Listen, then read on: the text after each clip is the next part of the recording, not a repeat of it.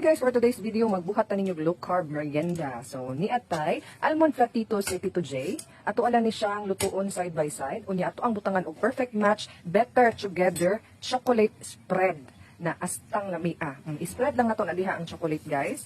Tapos, spread evenly lang. Unya, atong butangan og kaning sesame seeds. So, sesame seeds nga puti lang ang available diri sa balay. So, mo po niya ang akong gibutang diha. No? Unya, daghanon na to butang aron lami kay baka namurag nati kayo siya ba. So, i-fold lang na inyo siya, guys. Tapos, i-fold lang og kuan, tarong, and then, imuha na po na siyang i-flip. Aron maluto na po ang pikas na side. Og naluto na, set aside lang, ibutang sa plato. And then, magbuhat na po another flavor.